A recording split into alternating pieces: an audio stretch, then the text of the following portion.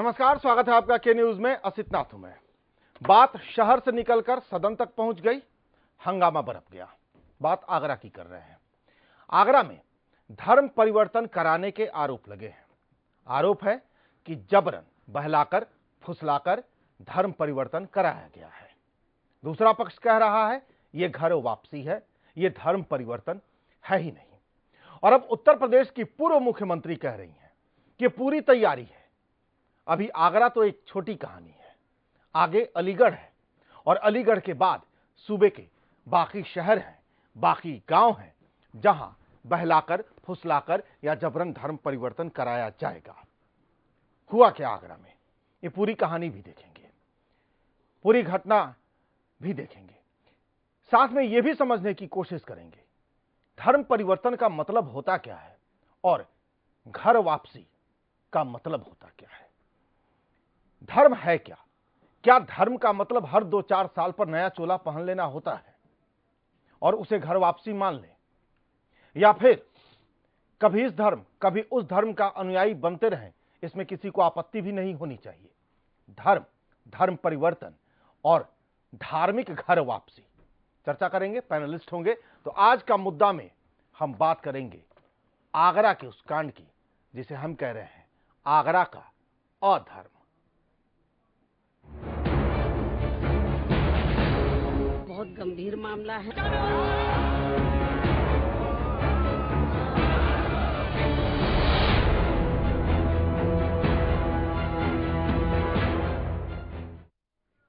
आगरा धर्म परिवर्तन मामले में बुधवार को दोनों सदनों में हंगामा हुआ। पीड़ित की शिकायत पर 2 दिनों बाद मामले पर एफआईआर दर्ज की गई। सोमवार को आगरा में बजरंग दल और आरएसएस ने संयुक्त रूप से आयोजित एक कार्यक्रम में कुछ लोगों का धर्मांतरण कराया। अब आरोप है कि ये बहला फुसलाकर करवाया गया।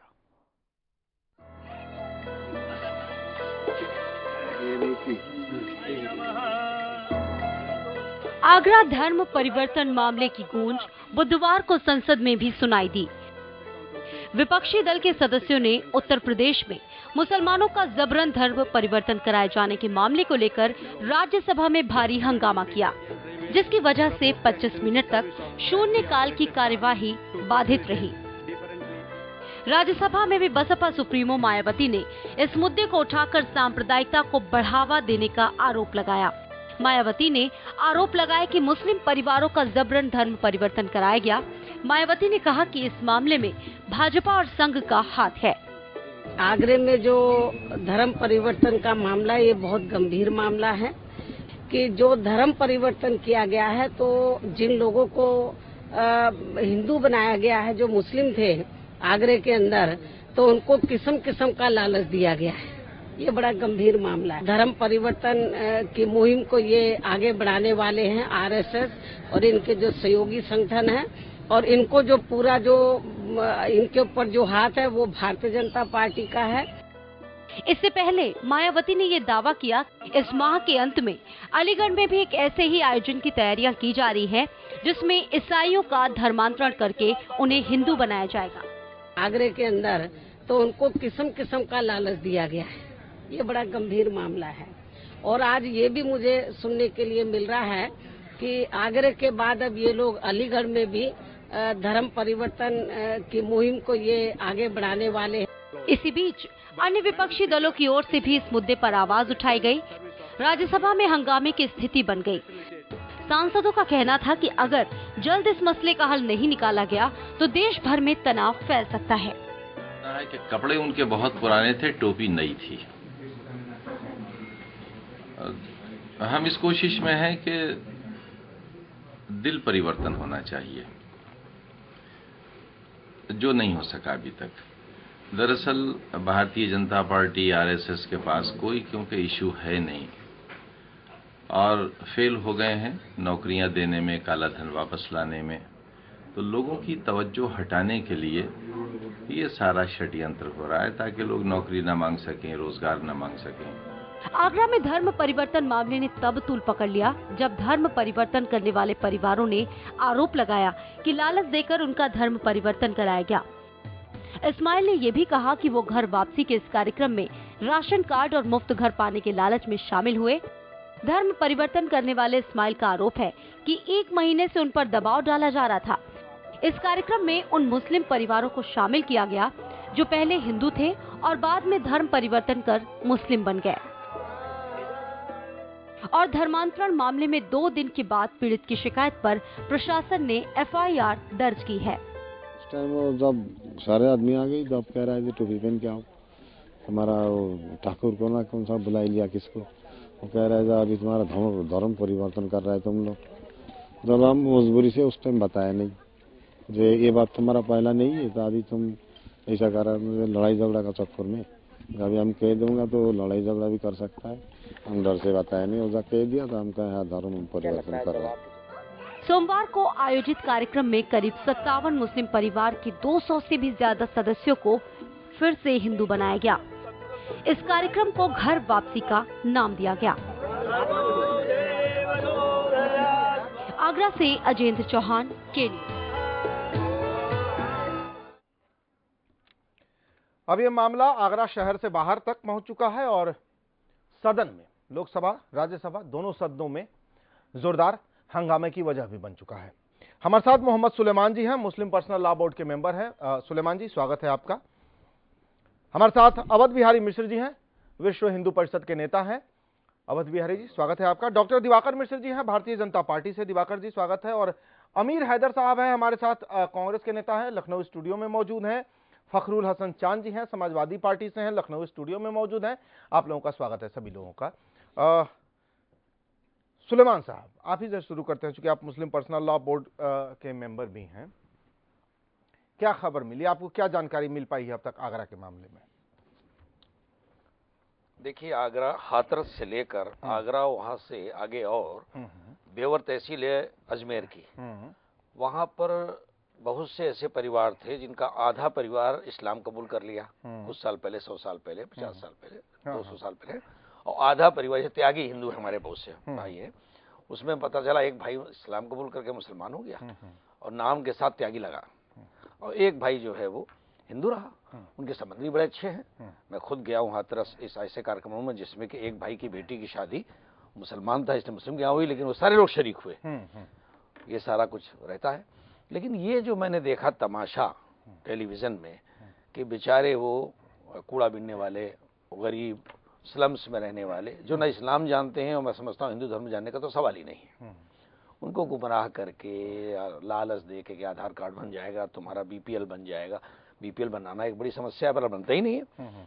तो इन समस्याओं से निराकरण के लिए मेरे ख्याल में वो चले गए, उनसे बाकायदा आहुति दिलाई गई, मैं देख रहा था टेलीविजन में, और किया गया। उसके बाद 2-3 का रिएक्शन भी आया जब उन्हें बताया होगा लोगों ने, अरे भाई तुम तो मुसलमान थे और तुम एक ईश्वर के। नहीं, लेकिन ऐसे कैसे गुमराह किया जा सकता है? आप देखिए, वो हवन कुंड में हवन कर वही वो तिलक लगवा रहे हैं, वो मंत्रोच्चारण सुन रहे हैं, तो ऐसे गुमराह आप नहीं कर सकते ना किसी को। देखिए, ऐसा है, ये तो बहुत मामूली सी चीज है। देखिए, ये क्या है ना कि वो ठीक है, वो कूड़ा बिनने वाला है, वो पढ़ा लिखा नहीं है, सबके बावजूद वो ये जानता है कि तिलक लगाना हिंदू रीति रिवाज है, हवन करना हिंदू रीति रिवाज है, मंत्रोच्चारण हिंदू रीति रिवाज है, ये तो जानता है वो। देखिए, मैं गांव ग्रामीण मेरा पृष्ठभूमि है, मैं गांव का रहने वाला हूँ। गांव में मैं देखता हूँ होली है, जैसे होली होता है, एक हिंदू भाई अपने हिंदू भाई के यहाँ होली मिलन में जाता है, पड़ोसी मुस्लिम के यहाँ भी जाता है, तिलक लगा देते हैं, एक दूसरे अबीर लगाते हैं, और वो इसको धर्म का हिस्सा नहीं मानते, सामाजिक मानते हैं। तो सब लोग मनाते हैं, है ना, होता है ना एक ऐसा। यहाँ पर जो मामला हुआ है, यहाँ पर तो बाकायदा धोखा, इसलिए मैं कह रहा हूँ कि उनको बताया नहीं गया कि आज से तुम इस्माइल मुसलमान नहीं रहोगे, हिंदू हो जाओगे आहुति देने के बाद। तिलक लगवाने से कोई मुसलमान नहीं हो जाता है। हो सकता है कि उसको कुछ शरीयत के नजर से उसको गुनाह कहा जा सकता है, या वांछनीय कार्य है, या डिजायरेबल नहीं है। खैर, वो नहीं जानता, न जानने के कारण गुमराह होना आसान होता है। देखिए, जो अज्ञानता है अभिशाप है, आप जानते हैं, इग्नोरेंस इज कर्स। तो जो वहां पर इल्म ही नहीं है, वो जानते ही नहीं है कि कसका लगाने से, दहर में बैठ जाने से क्या होता है, तो वो बेचारे गुमराह हो जाते हैं। लेकिन सुलेमान साहब, तो ये भी तो कहा जा सकता है कि आज से 50 साल पहले या 100 साल पहले, जब आज इनकी ये हालत है, ये मुफलिसी में जी रहे हैं, गरीबी में जी रहे हैं, पढ़े लिखे नहीं हैं, तो 50 साल पहले, 100 साल पहले जो इनके पूर्वज रहे होंगे वो भी गरीब रहे होंगे, वो भी पढ़े लिखे नहीं रहे होंगे, तो इसका मतलब उस वक्त भी गुमराह किया गया होगा इनको। अब अगर आप ये कहेंगे कि 200 साल की ब्रिटिश सत्ता ने इस्लाम कबूल करने के लिए गुमराह किया, अगर आप ये कहेंगे कि 67 साल की स्वतंत्र भारत की सत्ता ने गुमराह किया, तो मैं इस पर कोई डिबेट नहीं करूंगा, आपसे बहस नहीं करूंगा। लेकिन मैं उत्तर प्रदेश का रहने वाला हूं। उत्तर प्रदेश में सैकड़ों ऐसे गांव, सैकड़ों हजारों ऐसे लोग मिल जाएंगे जिन्होंने 100-200 साल पहले इस्लाम कबूल कर लिया। इस्लाम कबूलियत के लिए लॉजिक ये है कि भाई बहु ईश्वरवाद के को छोड़कर एक ईश्वरवादी हो जाना, ठीक है ना। आप आज देख रहे हैं, मैं कॉलेज का प्रिंसिपल रहा, हमारे यहाँ तमाम स्टूडेंट गैर मुस्लिम भी पढ़ते थे, बच्चे सैकड़ों पढ़ते थे। मैं प्रधानाचार्य परिषद कानपुर का सचिव रहा। मैंने ये महसूस किया कि नई पीढ़ी जो शिक्षित भी है, ये मानना पड़ेगा कि वो हिंदू धर्म से दूर हो रही है, आस्थाओं से उसका आस्था टूट रही है, हकीकत है। उन तमाम चीजों पर वो उतना ज्यादा आकर्षित नहीं होती है। तो अगर पढ़े लिखे लोग, हिंदू भाई हमारे नौजवान जो साइंटिफिक टेम्परामेंट रखते हैं, वो पुरानी मान्यताओं को तो मानते हैं, लेकिन पूजा पाठ से विरत रहते हैं। आप देखिए, मैं कानपुर का, आप भी कानपुर में देखते हैं, देखिए आप पूजा पाठ से विरत हो रहा आज पीढ़ी। तो इन गरीब कूड़ा बेचने वालों को हिंदू धर्म में शामिल करने का ड्रामा करने से कुछ लोगों को तो खुश कर सकता है। अवध बिहारी जी, कुछ लोग खुश कर सकता है, अवध बिहारी जी के पास उसके जमीनी हकीकत पे कोई फर्क पड़ने वाला नहीं है। ऐसा नहीं है, सुलेमान भाई का ये गलत कहना है। हिंदू धर्म के लोग जो है अपने धर्म के अनुसार करते हैं और मुस्लिम अपने अनुसार जो है करते हैं। ये तो संविधान में हमें व्यवस्था दी गई। असल में वो धार्मिक व्यवस्था है, जैसे इस्लाम में है कि 5 वक्त का नमाज जो है, 5 वक्त का नमाज जरूरी माना गया है। लेकिन ये बात आपकी गलत कुछ है नहीं, वो अपना होली मना ले, दिवाली मना लेता है, तो ऐसे वो रोज आपको नहीं दिखे मंदिर जाते हुए, मंदिर नहीं जा रहे, पूजा पाठ नहीं कर रहे। ये सुलेमान भाई की बात गलत है। अवध बिहारी मिश्र जी ये करें कि बरगला, ये जरूर है कि मुस्लिम समाज में लोग 5 वक्त की नमाज नहीं अदा करते, क्योंकि वो संभव भी नहीं है हर जगह जो है। और आज जो मुस्लिम समाज का नौजवान है, पढ़ा लिखा है, आगे जा रहा है जो, तो वो 5 वक्त की नमाज अदा नहीं करता। आपके पास आ रहे हैं अवध बिहारी मिश्र जी, ये जो कह रहे हैं कि भाई बरगलाया गया, चूंकि कार्यक्रम आपके संगठन ने ही किया था, वो इन लोगों को धोखा दिया गया, उन्हें कई तरह के लालच दिए गए और तब अब घर वापसी की दलील दी जा रही है। देखिए, सुलेमान जी ने अपना विषय रखते हुए वो बहुत सारी बातें कह दी जो मुझे कहना है। उन्होंने कहा कि इनको बरगलाया फुसलाया गया। सारे समाचार चैनल ये दिखा रहे हैं कि जो धर्म परिवर्तन करके घर वापसी करने के लिए आए हैं, उनकी बॉडी लैंग्वेज क्या है। कहीं से भी उन पर तनाव, दबाव, कोई प्रेशर, कोई प्रलोभन दिखता नहीं। स्वेच्छा के साथ वो इस प्रकार का कार्यक्रम कर रहे हैं। अब वो थाने क्यों पहुंच गए? कल जब उनसे पूछा गया तब उन्होंने इस बात को स्वीकार किया, लेकिन सुलेमान जी जैसे तमाम लोगों के दबाव के कारण आज वो अपना बयान बदल रहे हैं। दूसरी बात इन्होंने कही कि 67 साल और 200 साल के ब्रिटिश पीरियड की बात ये नहीं करते। मैं भी उनकी बात नहीं करता, लेकिन मैं उस समय की बात करता हूं जब से इस देश में इस्लामिक आक्रांताओं, जिहादियों का आक्रमण प्रारंभ हुआ, और उसका परिणाम सुलेमान जी स्वयं है। 200 वर्ष पहले न बदले होंगे, लेकिन भारतवर्ष में रहने वाले आज के जितने भी मुसलमान हैं, उनमें 98% वो लोग हैं जिनके पूर्वज हिंदू थे। वो तलवार के बल पर इस्लाम के आक्रांताओं के आक्रमण और दबाव के कारण झुककर और उन्होंने इस्लाम मत स्वीकार किया। उनमें से एक सुलेमान जी भी होंगे, मुझे कोई शक नहीं। नहीं, आज तो पढ़े लिखे लोग हैं, आज कोई तलवार नहीं है। आज भी तलवार नहीं है ना, आज भी तलवार नहीं है, लेकिन हिंदुस्तान का और हिंदू समाज तो आज इन्हें अगर इस्लाम स्वीकार नहीं होता तो हिंदू बन गए होते ना दुनिया में। इसका मतलब पढ़ने लिखने के बाद भी इन्हें इस्लाम स्वीकार है। जो बन गए और बनने का, देखिए आज भी हिंदू कभी भी ताकत के बल पर किसी को मतांतरित करने का कार्य नहीं करता। ये दुनिया में आज नहीं, हजारों वर्षों का इतिहास इस बात का प्रमाण है। हमने अपनी आध्यात्मिक शक्ति के आधार पर, वैचारिक शक्ति के आधार पर पूरी दुनिया को प्रभावित करने का काम किया। पूरी दुनिया को अपने अनुसार, अपने जीवन मूल्यों के आधार पर एक समरसतापूर्ण, अस्तित्वपूर्ण जीवन सिखाने का प्रयास किया और उसको लोगों ने माना, हमें विश्वगुरु के स्थान पर स्थापित किया। लेकिन जहां जहां पर ये बर्बर और हिंसक विचार पुष्पित और पल्लवित हुए, परिणाम आप देख लीजिए। कल तक जो अफगानिस्तान हिंदू बहुल था, आज अफगानिस्तान में केवल भारतीय उच्चायोग को छोड़ दिया जाए तो हिंदू ढूंढने से नहीं मिलता।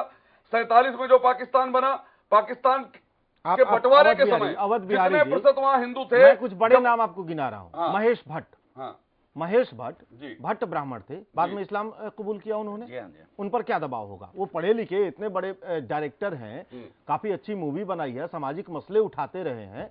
हम कम से कम उनकी समझदारी पर तो सवाल नहीं उठा सकते। कुछ एकाध लोगों को ऐसा सिंबल बनाने के लिए कितने प्रकार की सुविधा साधन और बैकडोर से उनको अप्रोच दी जाती है, वो ऐसे कुछ महेश भट्ट जैसे लोग हो सकते हैं, लेकिन अधिकांश लोग आज भी, चाहे ईसाई मिशनरियां हो चाहे मुस्लिम मिशनरीज हो, इनका प्रयास ही है कि किसी प्रकार से इस देश के अंदर संख्या बल के आधार पर और लोकतांत्रिक व्यवस्था को कब्जियाया जाए। जैसे पाकिस्तान और बांग्लादेश को इन्होंने इस्लामिक राष्ट्र के रूप में कन्वर्ट कर लिया है, वहां पर रहने वाले हिंदुओं को आज दर दर की ठोकरें खाने के लिए विवश कर दिया है।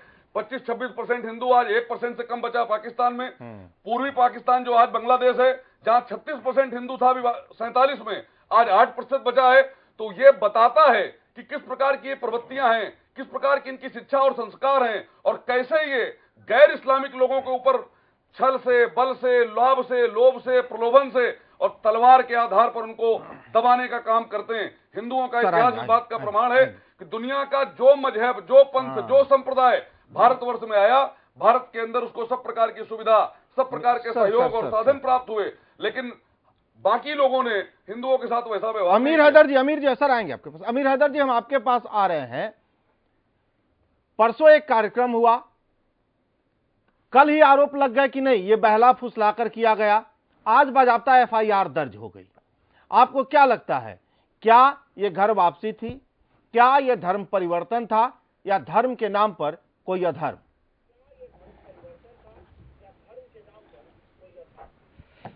ऐसा है कि आज बड़े अफसोस की बात है, इस वक्त धर्म पर राजनीतिकरण हो रहा है।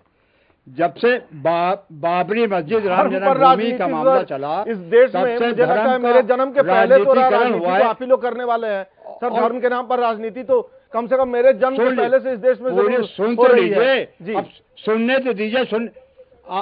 आप बोल रहे तो नहीं बोल रहा था, ये क्या बात कर रहे हैं आप? तो राजनीतिकरण हो रहा है, ये देश के लिए दुर्भाग्यपूर्ण है। और ये मैं कहता हूं कि आज जो हो रहा है, जैसे कि कल एक मिनिस्टर ने कहा दिल्ली में, ये कहा कि जो रामजादे हैं दूसरे हरामजादे हैं, तो क्या ये लैंग्वेज अच्छी है? ये प्रोवोक करने वाली बात है, और मैं समझता हूं ये देश के लिए बड़ी घातक है। और ये नौजवान, हम बता रहे, धर्म से दूर हो जाएगा, चाहे इस्लाम धर्म हो चाहे हिंदू धर्म हो, सबसे अलग हो जाएगा नौजवान। ये ज्यादा बदमाशी झगड़े नहीं पसंद करेगा। ये राजनीतिकरण देश को नुकसान नहीं पहुंचा रही, धर्म को नुकसान पहुंचा रही है। इसलिए वो राजनीतिकों को इसमें सोचना चाहिए। और धर्म परिवर्तन जो हो रहा है, धर्म का परिवर्तन, मैं तो इस विचारधारा को, कोई अपनी मर्जी से धर्म परिवर्तन करे, कोई उसमें बाध्य नहीं है। लेकिन अगर कहीं ज्योति की जाए, जबरदस्ती की जाए, लोभ दिया जाए, लालच दिया जाए, तो मैं समझता हूँ वो गलत है। अपनी मर्जी से धर्म परिवर्तन कोई बड़ी बात नहीं है।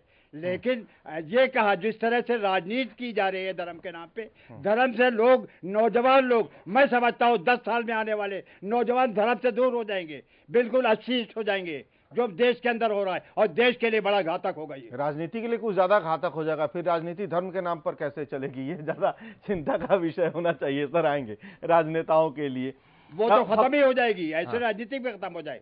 फखरुल हसन चांद साहब, हम आपके पास आ रहे हैं। आगरा में जो कुछ भी हुआ, सरकार के पास क्या रिपोर्ट है?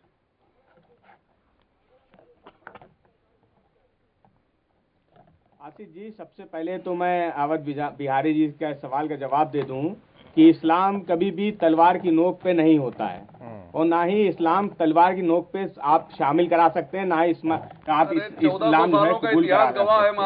जहाँ तक भाजपा के हमारे मित्र कह रहे थे कि जो नौजवान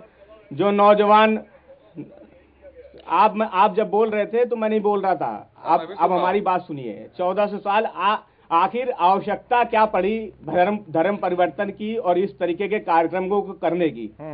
जरूरत इस बात की है कि जो केंद्र में सरकार बनी, उसके पास जब चुनाव था, बहुत से वादे थे, बहुत सी ऐसी बातें की गई जो हो नहीं सकती थी। इन सब बातों से ध्यान हटाने के लिए भाजपा और आरएसएस के जो लोग हैं, वो सिर्फ ध्यान भटकाना चाहते हैं हिंदुस्तान का।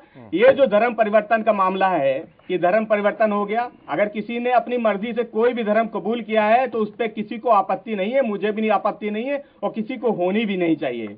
लेकिन ये जोर जबरदस्ती से, और ये एक मैसेज देना, ये समाज में एक ऐसा संदेश देना कि हिंदू और मुसलमानों के बीच में खाई पैदा करना, उनको बांटने का जो प्रयास किया जा रहा है, इसकी निंदा की जानी चाहिए। और मैं समझता हूँ कि पूरे हिंदुस्तान में इस तरीके का कार्यक्रम सर ये तो 90 के दशक में आपके कमंडल आंदोलन ने कम बांटा क्या कि अब आप प्रयास करेंगे? समाजवादी पार्टी का तो आधार है दिवाकर जी जी कि बांट करके कैसे जो है वोटों को पकड़ा जाए, वोट के आधार पर आप लोग काम करते हैं। आपकी सरकार है, सही हुआ या गलत हुआ जिम्मेदार आप हैं, आप जिम्मेदारी से बच नहीं सकते जी। उस पे कार्रवाई होगी, उस पे क्या कार्रवाई हो रही है? कार्रवाई होगी और जिन लोगों का भी इसमें हाथ है। आप क्या आपकी गवर्नमेंट है ये? दिवाकर जी आप दिवाकर जी परेशान न होइए। आप दिवाकर जी आप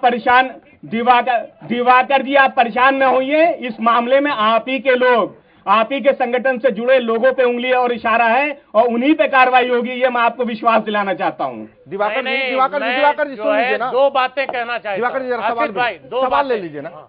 आरोप है कि जब से केंद्र में बीजेपी की सरकार आई है तब से देश में हिंदूवादी संगठन आक्रामक हो गए हैं और वो आरएसएस के एजेंडे पर बहुत तेजी से काम कर रहे हैं, सरकार उनका समर्थन कर रही है। ये सीधे आरोप है। ठीक है, मैं आरोप का जवाब दे रहा हूं और मैं तो पहले ही जवाब दे रहा था, आपने जब बोला उसके पहले ही बोल रहा हूं कि नंबर एक बात तो ये है कि भारतीय संविधान ने हमें स्वतंत्रता का अधिकार दिया है और मैं स्वतंत्र हूं कि हिंदू रहूं या मुसलमान।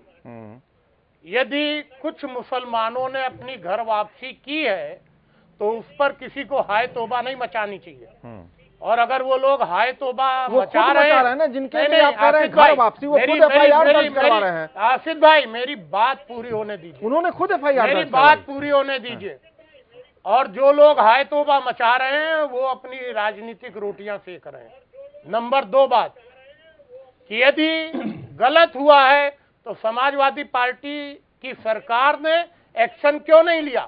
फेलोर ऑफ द गवर्नमेंट है, इतना बड़ा कार्यक्रम हुआ, हवन हुआ और हवन में आहुतियां दी गई, टीका लगाया गया और 200 लोग इकट्ठा हुए। समाजवादी पार्टी की सरकार क्या कर रही थी? अगर जोर जबरदस्ती हुई तो समाजवादी पार्टी की सरकार जिम्मेदार है और अगर उन्होंने स्वयं जो है घर वापसी की है तो जो लोग हल्ला मचा रहे हैं वो गलत मचा रहे हैं, वो अपनी राजनीति की रोटियां सेक रहे हैं।